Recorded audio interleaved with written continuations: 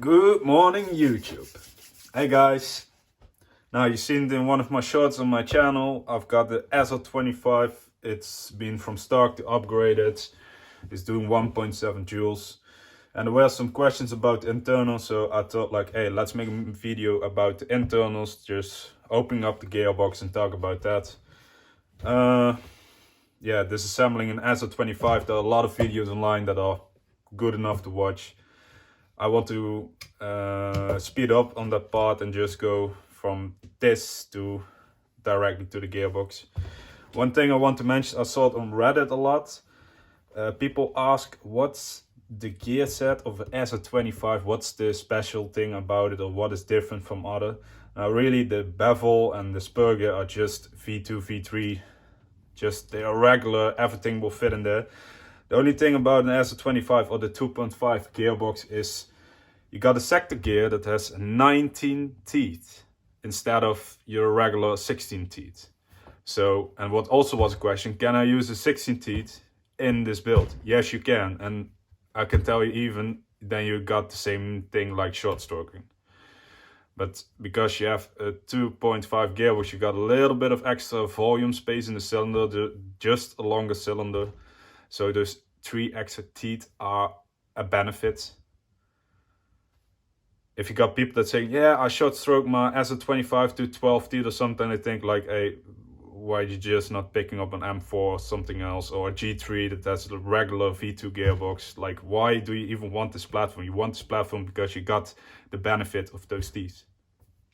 So we're now going to the gearbox.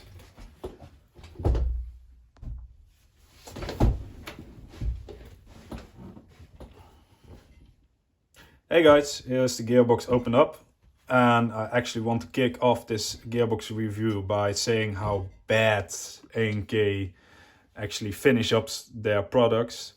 I mean, like, you need to think about this. There's a gun or a replica, airsoft toy gun, doesn't matter. It costs you around $300, 300 euros plus, going up, maybe higher in some places.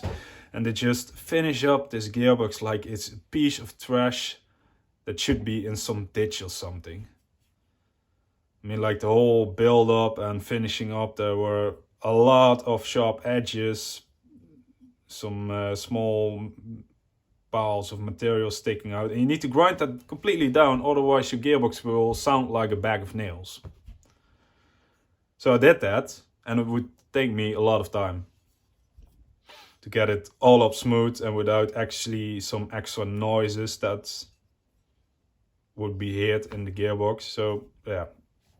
Going on, I changed the bevel bearings for extreme bearings from Fps-softair. I believe they are ASO bearings by OEM, but they're fine, they're cool, they're good priced, I like it.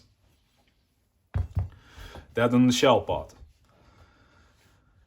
The motor, it's a ASG 30k motor, but I changed the armature to a 18 TPA, so it got 2 TPA more. My guessing it will have RPM of 27k, and that's like balanced motor plus. I like it, it works, because we want that snappy single shot, but we don't want to lose any speed on it, because the sector gear already has more teeth than usual. So great motor, great price. Magnets are really good. Just the overall finish is nice.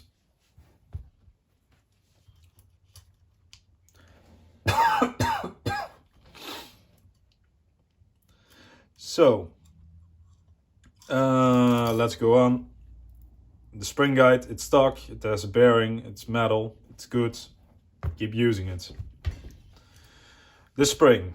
I don't know what type of spring it is. It's not really a long one, but if you get your gun stock, usually it comes around 1.5 joules. In my country, for DMRs, 1.7 joule is allowed and under. So in my mind was like, hey, I'm getting stock 1.5 joules.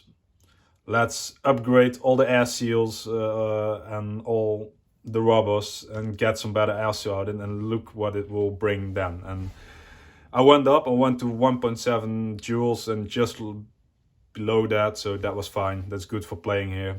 So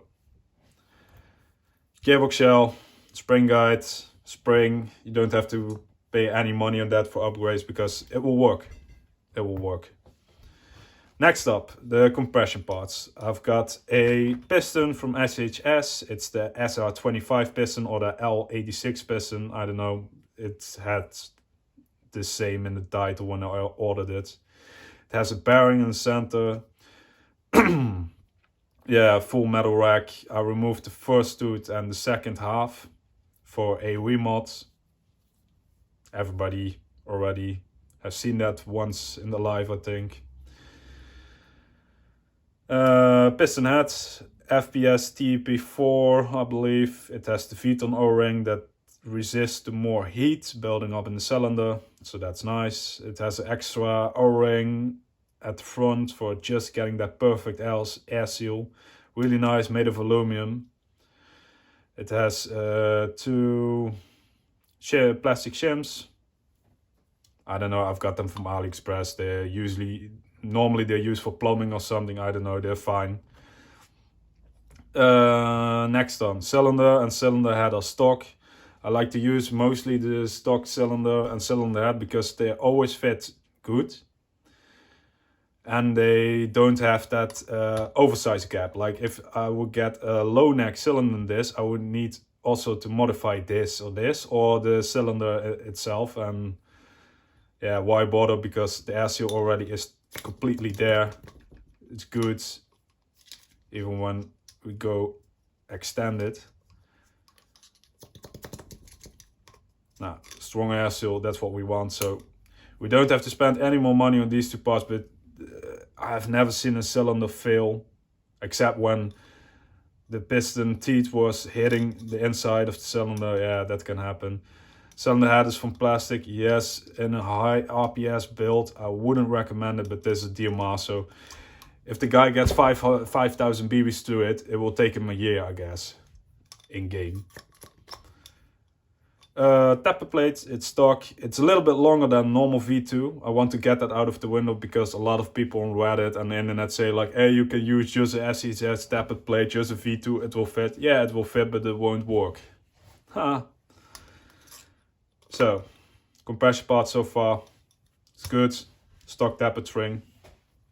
Now we go on, we got the gear set is a SHS Sr25 gear set. It has 19 teeth for the 19 teeth piston and that extra volume in the cylinder. Really nice. SHS makes reasonable good gears, but you always can have a hit and miss on their quality control. So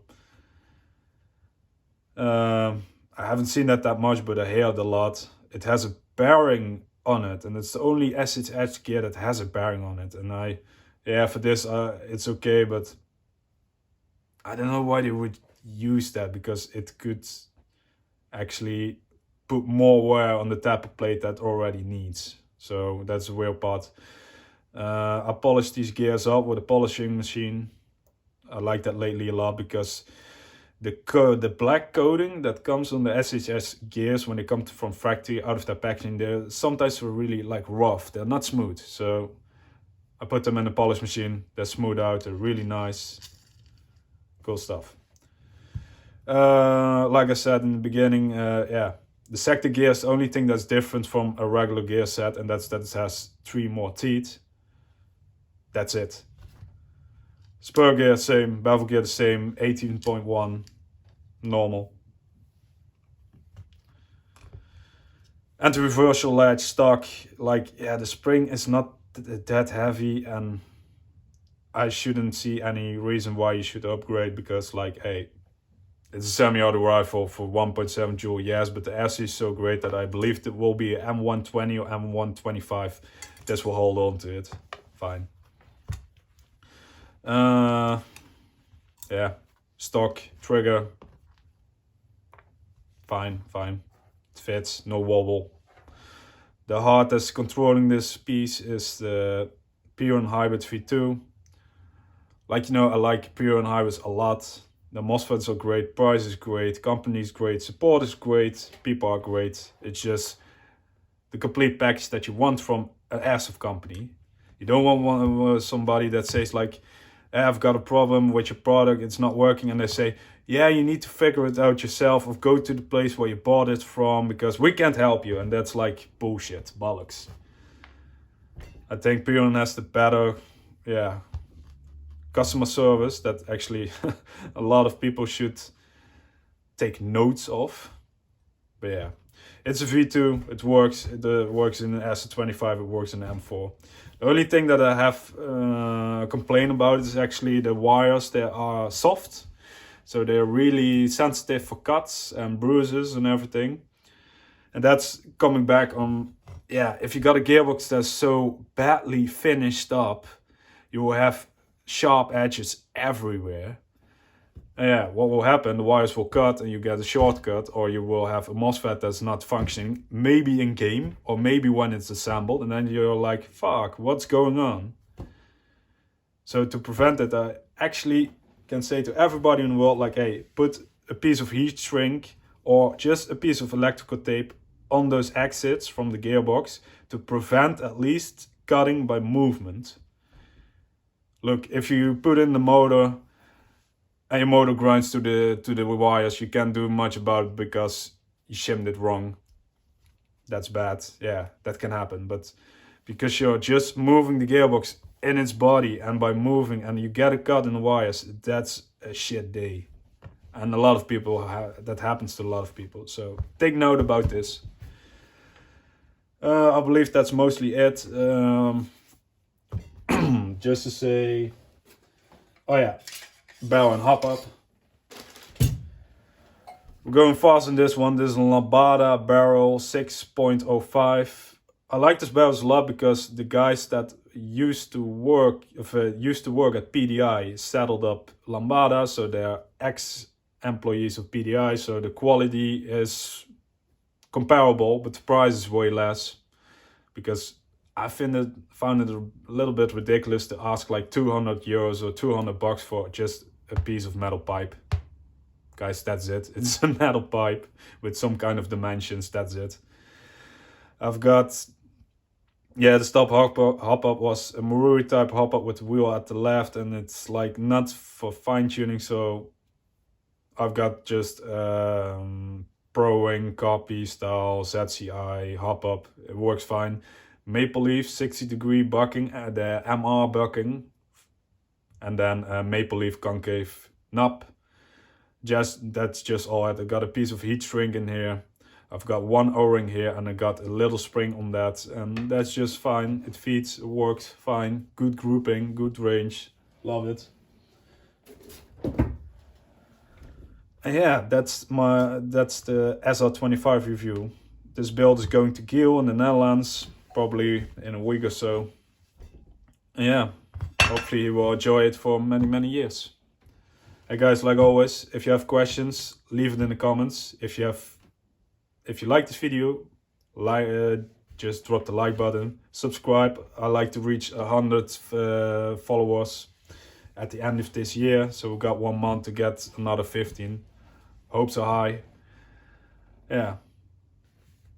Like always, have a nice day. Keep humble. Keep going to the Airsoft fields and make the sport great again.